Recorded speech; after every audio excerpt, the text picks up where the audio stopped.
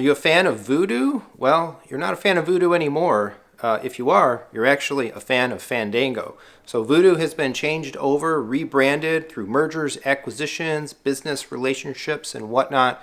VUDU is gone, and in its place remains Fandango at Home. So Fandango essentially is a stand-in for the VUDU service.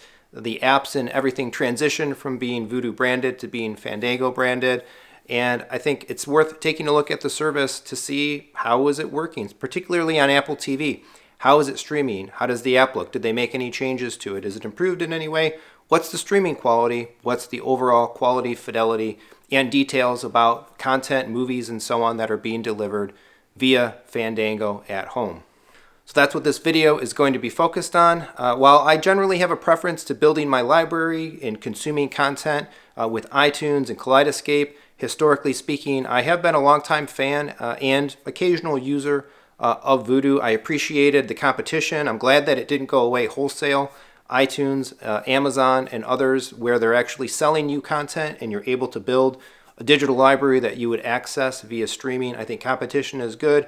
It's better to not have a player disappear from this marketplace.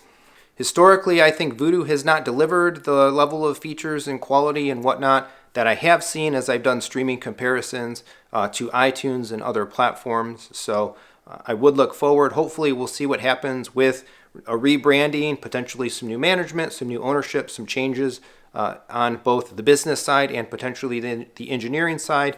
Now Fandango at Home has a new opportunity to lean into, push on features, capability, quality, and all of that within the Fandango at Home service. I hope they do, but in this video, let's take a look at where they're starting and how things are looking right out of the gate. All right, so here we are. We are going to look at the Fandango at Home app. This is an Apple TV 4K latest model, and I am running the latest tvOS. At this point in time, that specifically means the developer betas of tvOS 18. So a couple things to note right off the bat. There was no need to actually reinstall anything. The VUDU app that I formerly had loaded on my Apple TV just instantly changed over, natively changed over to be the Fandango at Home app. I don't recall actually if the VUDU app included home row integration on the Apple TV, but I am happy to see that unlike many apps, unfortunately, Fandango at Home does in fact use the home row. What it does show you is continue watching. That seems to be all that appears in terms of the home row. Go ahead and launch the app. We actually have something that doesn't feel like or seem like it's been under any new, say, user interface or new development. Pretty much fundamentally similar to what we had with the VUDU app itself, but it's a brand new thing. So let's take the time here and kind of give a full and complete app overview. I want to start right to left. So not a lot in terms of settings. We can basically do our account management, sign out, sign in. We have some options for family settings if you wanted to use them, family setting control pin, as well as parental controls themselves. You have to enable a pin to be able to set the levels. I don't generally use these in my apps or my Apple TV, but they may be of particular value to you. Playback quality gives us three options here. The 4K UHD maximum quality option, interestingly, retaining some of the historic VUDU vernacular with the HDX instead of just calling it HD level streaming, or you can go all the way down to SD. I can't imagine why, if you're using an Apple TV 4K, you've got even a relatively reasonable home theater, living room setup, or what have you, that you wouldn't want to be streaming at the maximum quality that you can get. So make sure that your app is in fact set for 4K UHD, and a little bit here in terms of support options, app version, and a delete my account, which of course I'm not looking to do here. There is a search. It follows regular kind of Apple TV interface design standards and specs. I can search for Star here, looking for Star Wars. We can see that it is a dynamic search, so as I type, it is populating kind of as we go, showing results from there, so I can get all kinds of matches of various TVs and movies that are available. There is an option, a menu area dedicated to free content. Just kind of looking through here, I can't say that I'm really finding too much of anything that I might really be interested to watch. I don't know as well technically if this stuff plays with commercials. I would expect to find some commercials, but I don't think that this is really where you're looking to come for marquee content and so on. You probably have this app. If you're using it, you have this app, you have it loaded because you're looking to play content that you own. So you'll notice the one thing that seems to be missing from the menu option is a dedicated store tab. So they didn't go the full length to let you be able to shop the store for movies to buy, add to your collection. Note if you go to search, you can access content that you don't own. I don't own Imaginary Friends in my account here, but I can view the trailer, I can add it to a list, or look at some options like how to watch, which I not fully understand why they would have this here, because it's not because the app isn't an aggregator of multiple services. It's just Fandango at home. So how to watch it? Well, I either bought it from Fandango or I didn't buy it from Fandango in any case. So if you want to buy the content, when it comes to buying the content, note that you do have to do that on your computer in a web browser or somewhere else. You're not doing it deliberately in the apps here on the Apple TV. I do like the movie pages. The movie details pages are pretty nice. We've got a backdrop. We've got a nice looking high-res poster. We maintain tags telling us that the content is available in 4K UHD and Dolby Atmos. We get some common sense media, at least an age rating, as well as a summary that if you want to be able to read the full summary, it does make that available to you through the More option there. We can come down here, search by cast and crew, and get to other movies and pieces of content that cast member may have been involved with. Bonus features, that is one of the nice elements, I think, of formerly the VUDU, the Fandango at Home platform, is the inclusion of bonus content with the movies that you buy. Love it. I like getting that content with the digital purchases that I make. And then here a little bit more info. So we can get more details, very nice, out of Common Sense Media, as well as general technical information about the given piece of content, as well as some user ratings, Rotten Tomatoes, and we can launch this and page through some reviews. I love this. I love movie metadata. I love a really nice movie details page for my content, and definitely seen worse than this. It's by no means bad. I think they've done a pretty decent job overall with it. I think this is a bit of an optimization over how it was looking with VUDU before. Of course, somebody correct me in the comments if I'm wrong, and there really isn't that much of a difference. We do see the Fandango at Home branding, at least in the bottom right-hand corner. So again, you're not buying your movies here. Go buy your movies somewhere else or import them through Movies Anywhere. I can confirm I did look in my Movies Anywhere account, and with the VUDU to Fandango at Home transition, Fandango at Home does remain connected in Movies Anywhere in VUDU's place. So that is nice. They didn't decide to pull out of Movies Anywhere and break that connection with the exchange.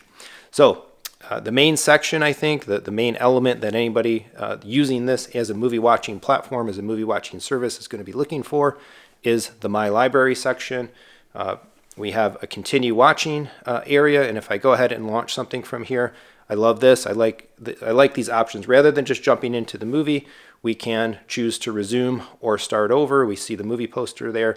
We can get to the movie details page, as we looked at before, and then an option as well to remove an item from the watch list. So many apps I don't let you just take content so easily off of your watch list, and I know I'm of the type that jumps into a lot of stuff just to check something out, and I hate that populating my continue watching or my recently watched list. So I like when you can very easily remove stuff from these, so I appreciate that usability feature.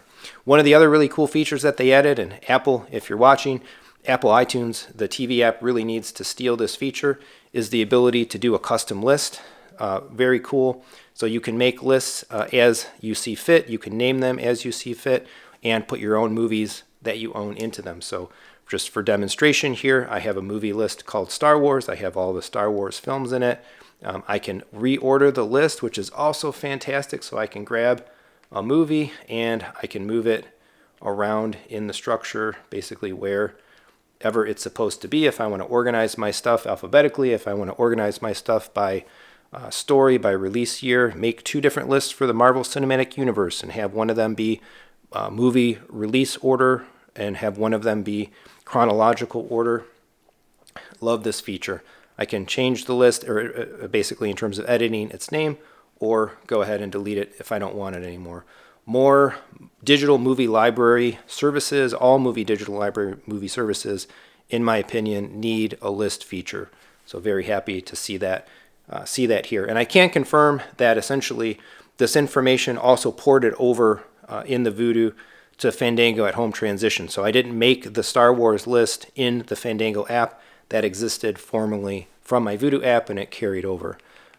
I can see in this next row my movies here. I'm not exactly sure what they're showing us. This might be most recently acquired, although I'm not sure if that's exactly right. I personally don't tend to buy anything in VUDU/Fandango at Home. Anything that I have here is here as a result formerly of Ultraviolet, and most recently now of Movies Anywhere. So anything that I buy in iTunes that ports through Movies Anywhere comes through that way. I do like this UI quite a bit. When I go into my movies, the view all here, I get a couple of different ways to kind of sort and jump into my stuff. We have movie posters, not stupid movie thumbnails. So I do appreciate that. So I can go by recents, and I guess I just confirmed my last suspicion here. The order of things in recent purchases corresponds to the order of things in the row right here. So this is in fact recent order. We can go by alphabetical. Gets a little unhandy perhaps. I've got like 1,500 movies in my VUDU account, so it could be a lot of scrolling to get to the bottom.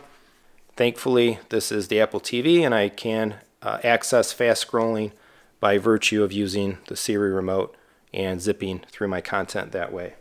I do also appreciate this in terms of a movie library, an automatic sort by release date. So if I just wanted to say, hey, what's not necessarily the most recently purchased, but what are the newest movies that I have existing in my account, and I want to check out and see what's new, what's been added, I can do it that way. So all in all, not a bad set of organization, not a bad set of usability, quite nice. It checks quite a lot of nice boxes in terms of library presentation and management. Television shows are on a separate row.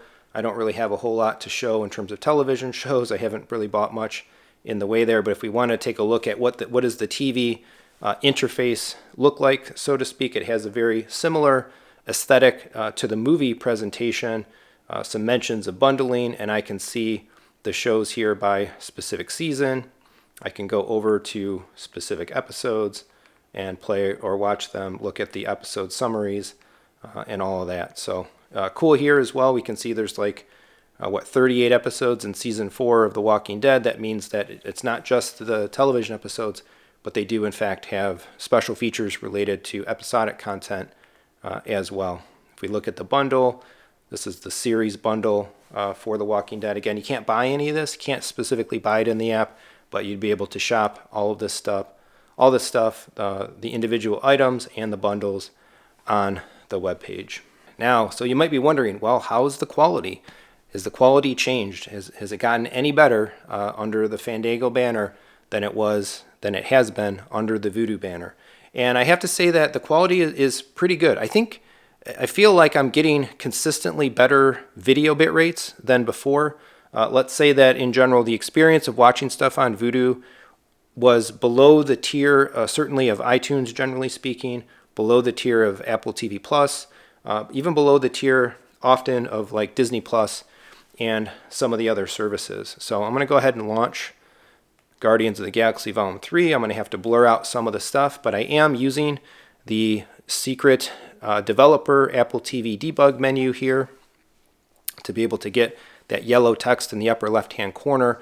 And I do want to point out that one of the things that I've consistently noticed with the app is it takes, now we've got there, from the point that I started that playback till right now, when I just said we got there, that was the amount of time that the video bit rates were actually ramping up. So whereas I've seen other streaming services be able to hit their best level, their best presentation fairly immediately, fairly quickly, seems like there's a good several second period here pretty consistently with the Fandango app before the actual streaming quality is maximized. And so what are we getting here? This is part and parcel with pretty much everything that I checked. I checked some animation, I checked some live action movies, I tried to check some stuff from different studios, and there's a lot of consistency behind what Fandango at home is delivering. I'm going to go ahead and just pause.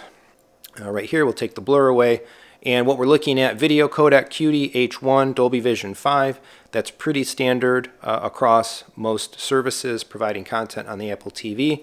QEC3 at 60 channels. That's indicative of, it mentioned for this film that we were supposed to be getting Dolby Atmos. That's confirming the Dolby Atmos. We're getting full 4K resolution, and we're streaming the full field, which means that they're streaming the black bars. I don't think that necessarily really matters, but that's what they're doing. Whether the black bars are included in the stream or not doesn't, I think, really impact quality or the bit rate or anything, because it's just compressed black space, very easy to compress. So audio, here's where we fall back a little bit. Audio bit rate 449.17 kilobit per second. That was consistent across all of the Dolby Atmos films that I double checked. This is not the highest quality Dolby Atmos that you can get via streaming.